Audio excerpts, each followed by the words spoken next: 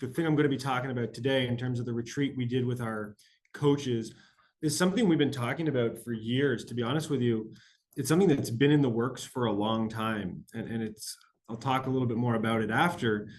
But as I think all of our institutions grow, and obviously this is not just Loyola and Montreal, athletics programs are growing constantly. I'm sure you're all dealing with the exact same thing that we're dealing with.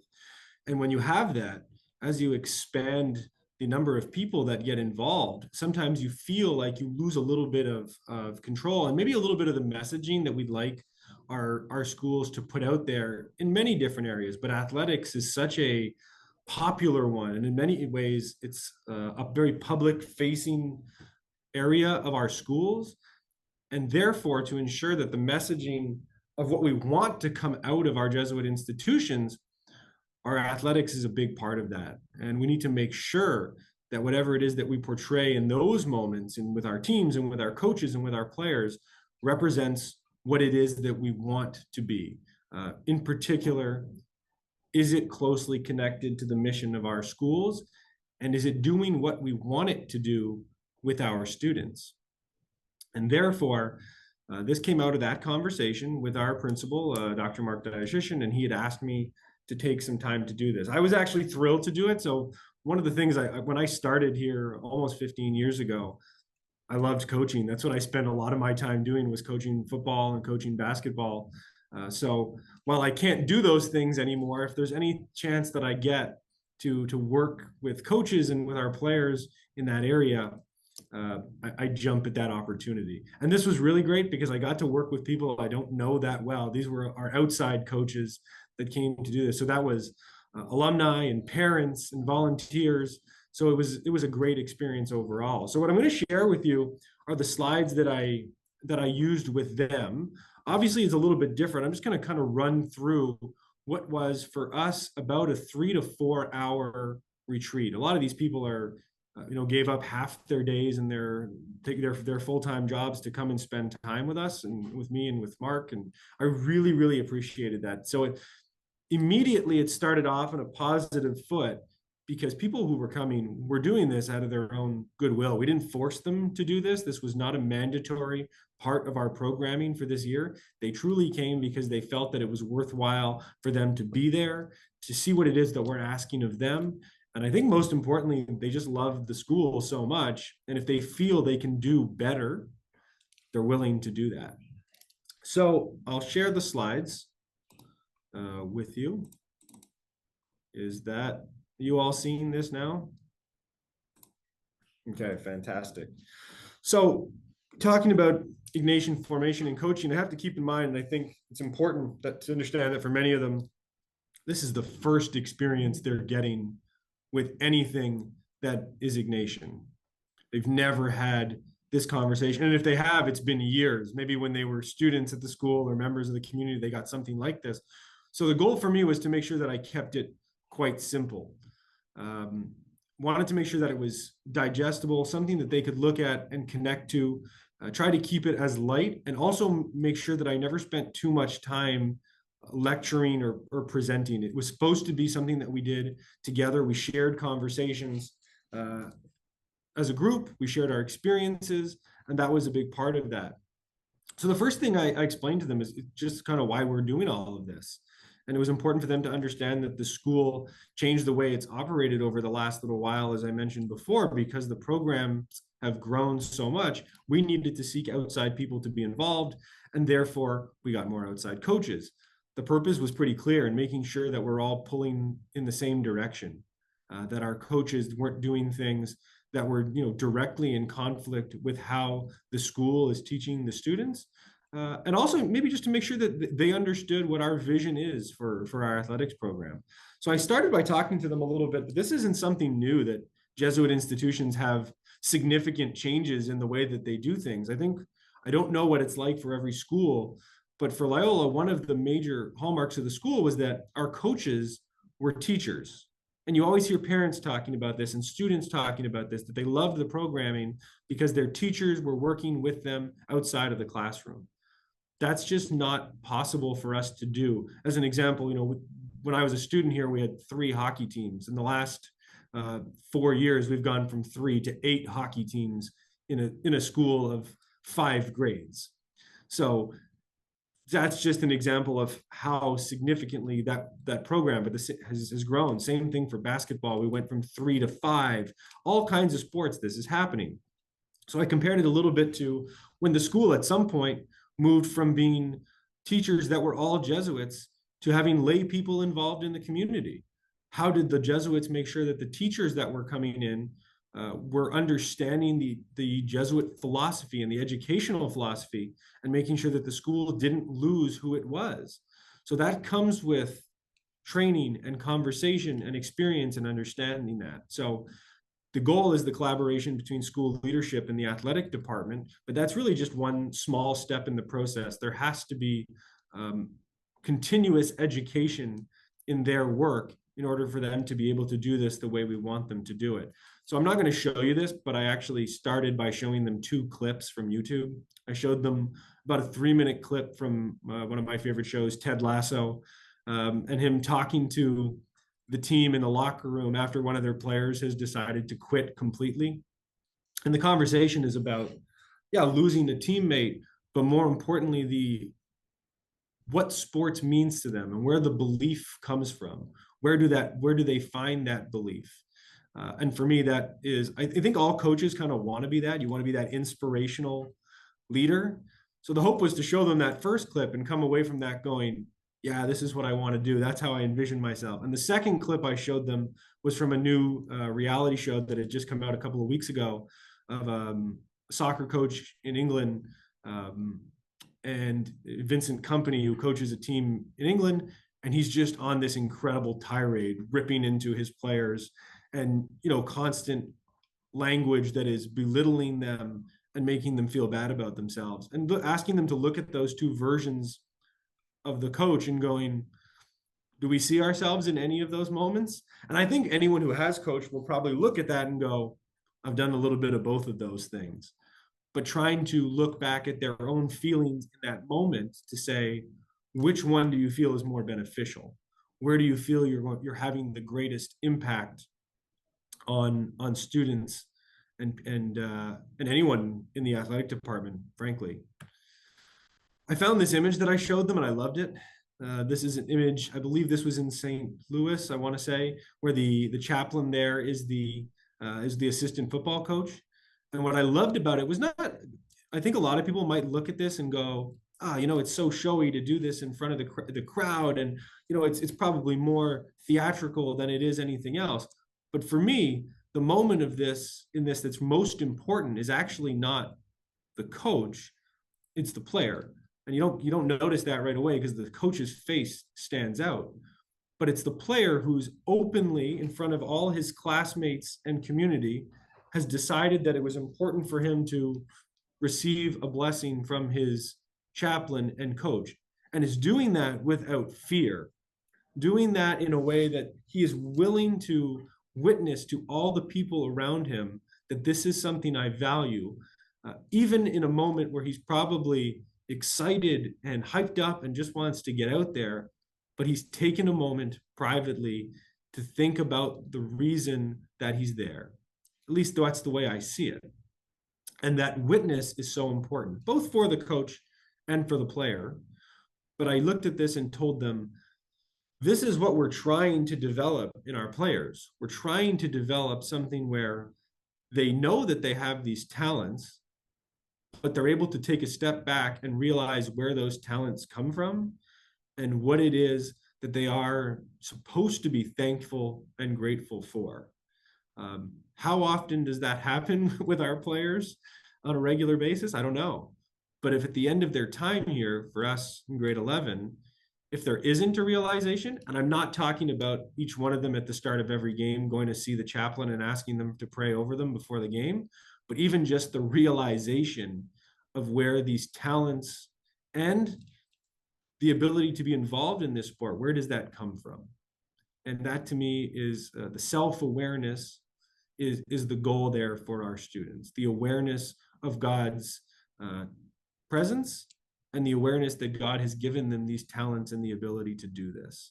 So that is our role as coaches, is to make sure we get them to that point.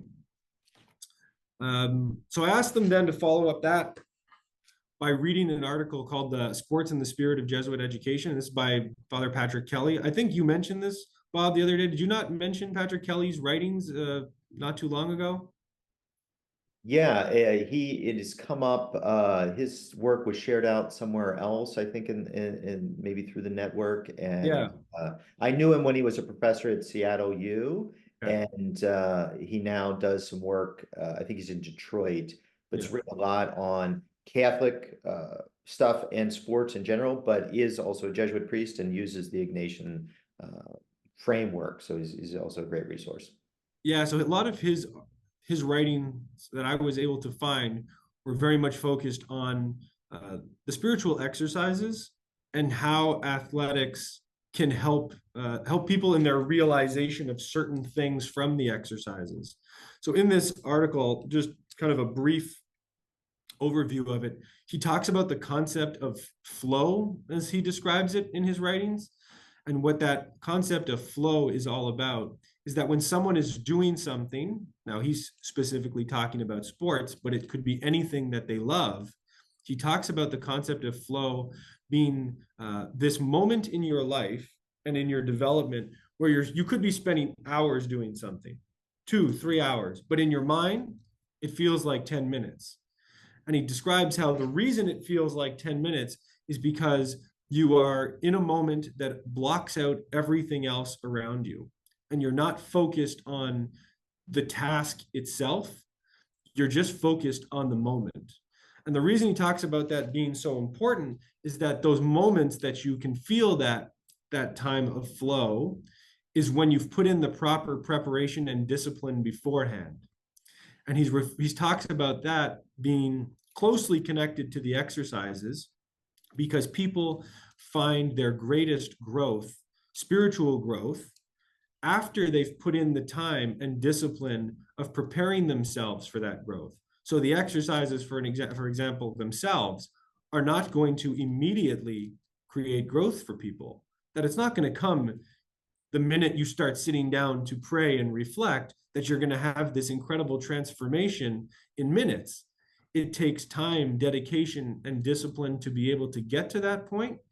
And he says it's very similar to teaching someone or coaching someone in sports. To be able to get the most growth out of them, you have to give them the basic concepts and prepare them properly for those moments. And I think all of us, that's the work we try to do in our institutions is we often look at the end goal of the transformation and potentially the spiritual exercises.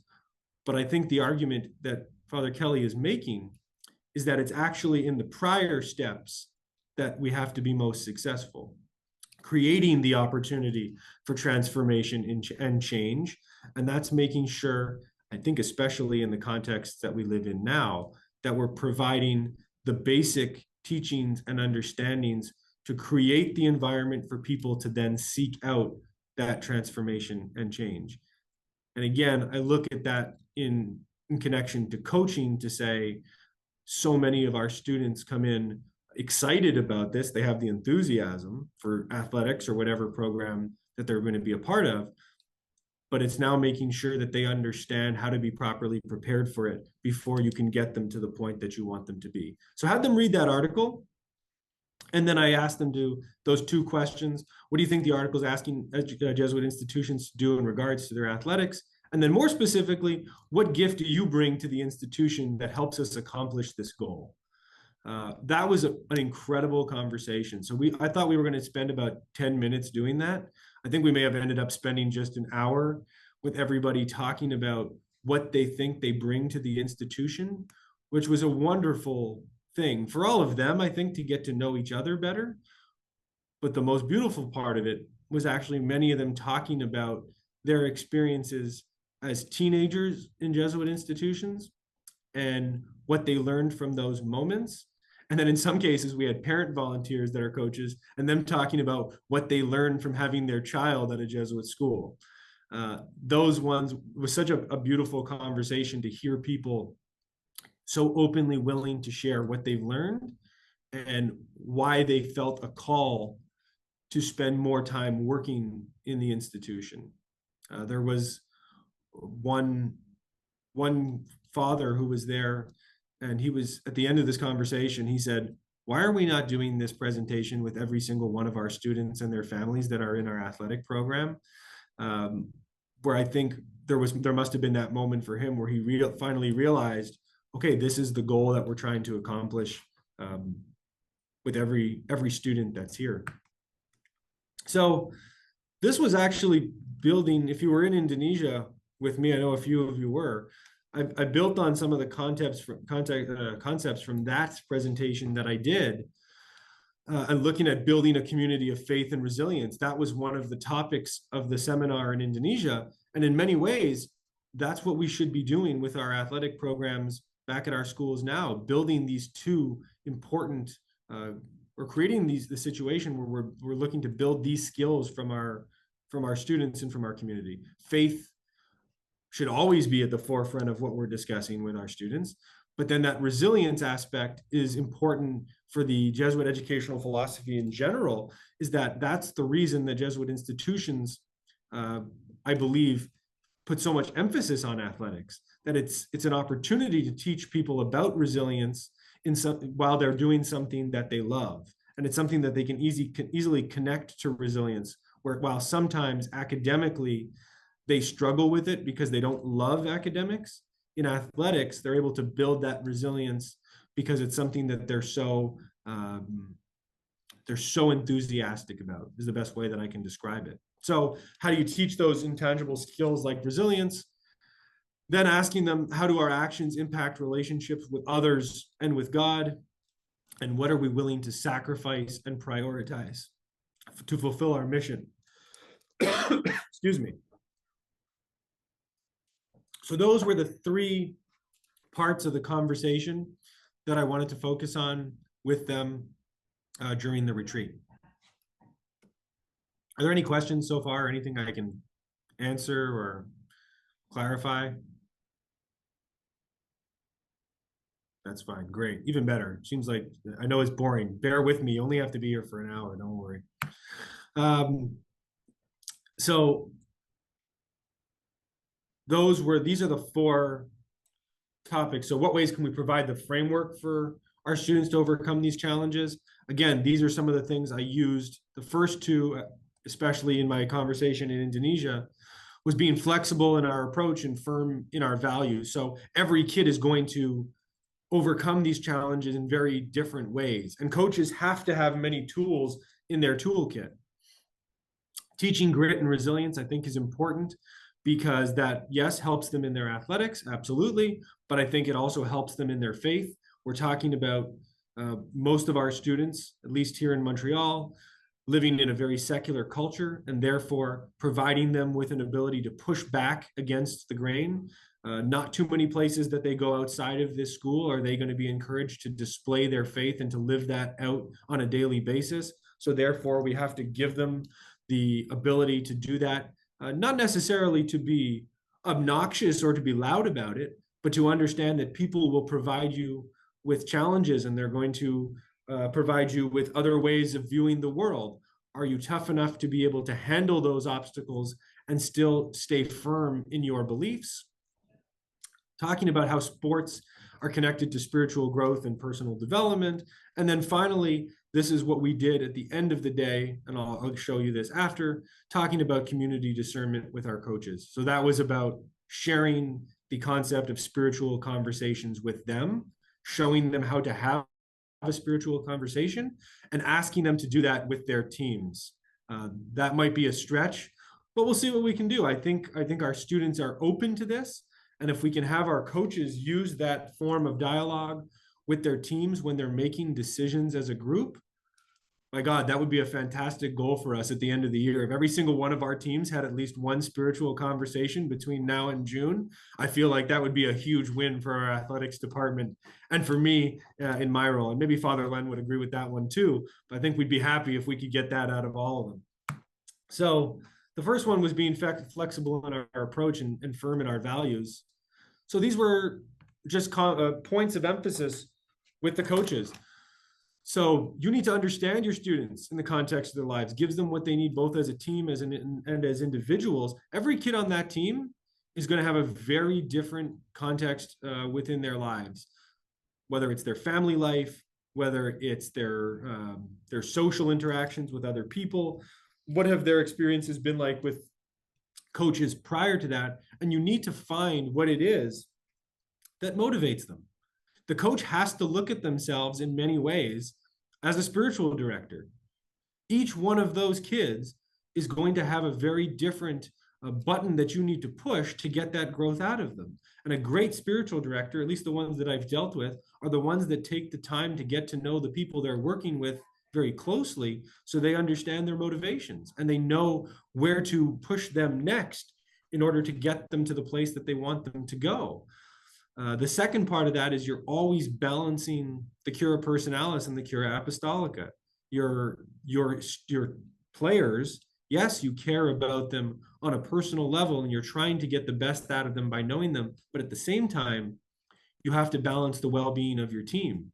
And if you have a player on your team that simply is not buying into the plan, and that person may be a very good player and important for the success of your team, but they're hurting the vision of the team and they are not falling in line with who we are as a school, then you need to find a way to make that work. And that may mean sometimes removing a player from your team and making difficult decisions if it's what's best in the interest of the team as a whole.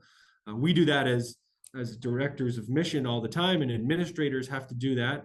It should be looked at the same way when you're running a team. You're always looking to consider new forms of outreach. So for me, I love this. I've always felt, and we don't do this here, but I've always felt teams should be doing things outside of practices and games together. In fact, one of the things I've always believed is that they should be doing their Christian service programs together, or they should be doing Christian service as a team so that they see things outside of themselves. And I believe that when you do things, let me read this to you very quickly. This is from Thomas Merton. I read this morning and thought it actually encompassed this so well. It is therefore of supreme importance that we consent to live not for ourselves, but for others. When we do this, we will be able to first of all, to face and accept our own limitations. As long as we secretly adore ourselves, our own deficiencies will remain to torture us with an apparent defilement. But if we live for others, we will gradually discover that no one expects us to be as gods. We will see that we are human, like everyone else, that we all have weaknesses and deficiencies, and that these limitations of ours play a most important part in all our lives. It is because of them that we need others, and others need us. We are not all weak in the same spots, and so we supplement and complete one another, each one making up in himself for the lack in another. So I love that concept for a team itself, but I also love that as a concept for a team to work in its community, to understand who it is that they are doing this for. I think teams are most successful when they're able to better understand who and what they're doing something for. And if you're playing for a team, particularly one that is a Catholic Jesuit institution, you need to understand what that community is all about. And if it's about caring for others, which I believe all our communities should be about, you need to put them in a position to understand who those people are. So I believe that's, might be a little bit different for coaches to try that, but I think it's important. And then most importantly, we cannot compromise on the fact that we are Jesuit institutions when we are dealing with our teams. So I'll give you a brief example of a few years ago where, as a coach, when I was coaching football here at the school, and in many ways was a huge failure on my part as a coach. So I was an offensive coordinator for our football team, and all of our plays were done through sign language. So I taught our team a sign language that we had developed just for us to get our plays in very quickly, so teams couldn't catch up with us. And we play a school not far from us where my wife works, so it made me even angrier. But the school had basically been videotaping me when I didn't know I was being recorded so that they could practice the sign language with their players and copy me when they were out on the field. So they had guys standing on picnic tables during the game trying to watch the sign language that I was giving into the players. Lo and behold, it didn't really matter. I think we were beating them by about 45 points in the finals in our championship game. And at that point, what I should have done was pulled the plug and stopped trying to rub it in. However, I let the emotions get the best of me and decided that I had validated in my mind that because they had decided to cheat and to do this, we were well within our right to continue to punish and to humiliate them in front of all of their fans, which was a huge failure on my part. Like, absolutely unacceptable behavior from me. And it sent the wrong message to our team, and had to have that difficult conversation with them a couple of days later. Didn't want to do it after the game because there wasn't the time to do it, but to say, look, I'm happy for what we did, but at the same time, I failed in teaching you the proper values that we stand for. And they needed to hear that, and I needed to be the bigger person to be able to tell them that. And I think it went a long way. It went a long way in showing them that we can all be vulnerable, we all make mistakes, but as long as we're able to look back and point out where we have failed and where we can grow from those failures, then it's a worthwhile experience. And we need to be able to model that behavior so that they can see very much the same thing. Father Len was okay with it, though. He was fine. As long as we won, he didn't care. He told me it was fine. He would have done the same thing, right, Father? Here at the time. Yeah, I know. But it's better if I blame it on you. So then the concept of teaching them resilience was the next part of that conversation. And I talked about this again in Indonesia. The idea of resilience is knowing that your actions matter. When you forget that you have control over your own life, at that point, then that's when you crumble. And I love this because it encourages them to understand that they are fully in control of their lives. Yes, there are things you can't control. That's not the point. But every individual in this community is 100% responsible for the decisions that they make. And when you teach them that, it removes the desire to come up with excuses and justifications for our behaviors. We look at this and we say, I'm in control, even in difficult moments. I have to be able to understand I have that control, or else I'm going to quit. And I'm going to do the things that I know are wrong because I found the proper excuses for them. I also think that teaching resilience is important in creating genuine relationships between coaches, teammates, teachers, and God. I think this is a critical skill that our coaches have to teach their players, that they have to model the behavior for teaching genuine relationships. That includes them understanding that their relationship with every player on the team matters. And if they are willing to spend less time with a player on their team because they are not the best player, what do you think you're teaching the rest of the players on your team? That people who don't offer as much intangible skills are not as valuable to our community. And that's an inherent thing that coaches often teach without realizing, is that, well, it's not a big deal because it's just a sport. Not everybody can have the same value on a team. And that's actually the completely wrong message. Everybody has the same value. They may not all have the same role, but they all have the same value. And it's important to teach them that in order to have genuine relationships, you have to have experiences with those people. And that means everyone. Therefore, teaching proper relationships, yes, it'll create good bonds within the community of the people that are present, but we also want to teach these players to have a genuine relationship with God.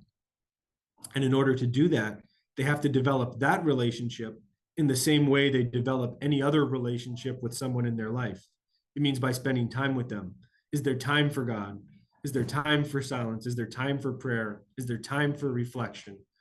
And that's how you develop that relationship, which will hopefully put them in that moment of flow that we talked about earlier. And then it's important that we do this because if we separate those relationships, we're actually intrinsically blocking out the possibility of a true relationship with God. If we teach people that a relationship with God is very different than a relationship with a human being in their life, then you're actually selling them short on what it is to have a relationship with God. Um, I think this was probably the least popular part of the retreat with the coaches that were there because I think many of them didn't quite feel comfortable. Not that they disagreed with it, not at all. I just felt that it was very much out of their comfort zone. That came up in our conversation. So we spoke about how we can do that. And it can be done in very simple ways, making sure that there are routines built into their time with their teams to be able to pray. Even that in one small step is showing them that there is always a time to put God into their daily routine. And that in itself is fine. And as I said before, you can talk to them specifically about the concept of flow and how that is related to their personal and spiritual growth. Are there anything about that or questions or comments even? I'm open to that. You know, JP, it's as you go through it, I love well, two things. One, and the one's more of the practical, and we don't have to get into it right now, but is like, how did you get off-campus coaches to come in voluntarily and attend a like 3 to 4 hour program? And I'm sure it has to do with like the relationships that are created, with the people that you already have in your school. But the second one is we're kind of going through this. I'm fascinated, I think, with these categories. I think they work perfectly for coaches. I'm curious to what extent they're also the types of things that you do with faculty and staff. Like, how different is this from the ways that you talk in your formation with faculty and staff? So the only thing I would say is that when we work with faculty and staff, I would not do this in a 3-hour session. I would want to take a lot more time to go over each one of these concepts. This is getting a drink from the fire hose right now, and that's a lot for them. But was to try to give them, the goal of that day was to give them an overview of what it is that we want to do. I would love to talk about all of these things with our teachers. Like, I think these concepts are very much applicable to the classroom as well. Just that concept before that talked about knowing all the kids on your team, that should be the case for every teacher in a classroom. To also, I mean, that is genuinely the Jesuit philosophy of education. A teacher is supposed to be, in many ways, a spiritual director, not just blasting them with knowledge, but getting them to understand that I'm directing you towards knowledge and towards truth. That is their true goal as teachers. But that takes time because I think teachers are often so focused on content. So I'd want to focus more on that type of doynamic. How do you do this when you also have so many other things that you're being asked to accomplish at the same time? Does that kind of answer the question, Bob, or did I just That's great. Yeah, thanks. In terms of the people coming in, that was very much the people who choose to coach here are people who clearly want to be a part of the community. And I think that was where the draw was for them. They like being here. They like hearing about it. And I think they want to do a good job. I think we always have to keep in mind that I think 95% of people want to do the best job they can possibly do in life. And you have to be, enthusiastic and positive about that. And usually when you put out an invitation for something like this, you'll get who you get. And the best way of encouraging more people to come the next time is to do a good job that first time. And then they go around and talk about it. And then they want to come back. And if it's a positive experience for them, more people will want to do that. So the second to last one here, making sure the program fits our mission.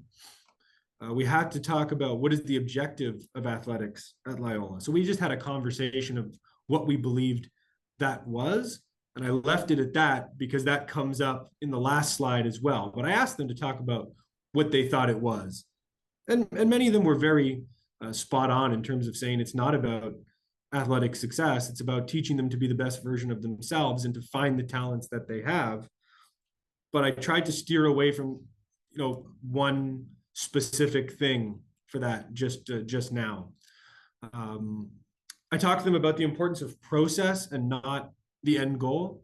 I think many of us do this in our schools. We often talk about where do we want people to be at the end of something, but how do we work through that process with them? So I asked coaches and even the different levels within a sport to say, just like you build a program for your football team to say we teach these skills in grade 7, 8, 9, 10, 11, we need to make sure that we're doing a similar thing in terms of their religious formation and how do you do that with the teams. So maybe with the youngest team, you're doing a prayer with them once every couple of days or reflection. But by the time they get to grade 11, they should be comfortable with those things, where the students on the team or the captains on the team are the ones that are directing this. They are the ones that are encouraging the team to go through prayer or reflection by the end of a game or a season or whatever it is. They should be the ones directing that. And then what are you emphasizing in your coaching that fits our school values? Everybody who coaches is going to have different personality and different skills. I don't expect every person to be able to teach everything. That's why I wanted them to do that exercise at the start, to look at their specific talents and to talk to their other coaches about what they can bring. What part of the values or the morals of the schools do they believe they are most comfortable teaching? And then sharing that responsibility as a coaching group, making sure that each one of them covers a different area that they feel they're best suited to cover. And then making sure that everything we do, whether it's our academics, athletics, our discipline system, our spiritual or personal growth programs at the school, are they in line with the mission? We have to constantly evaluate those things. It's not something you can do once and move on with. Looking back on a yearly or bi-yearly basis and saying, are all of these areas in line with our Jesuit mission? And the answer at times is not necessarily going to be no, but it's, can we alter it so that it better fits our current context? What we did 10 or 15 years ago, and this was another concept that came up in the seminar from people all over the world, no longer applies.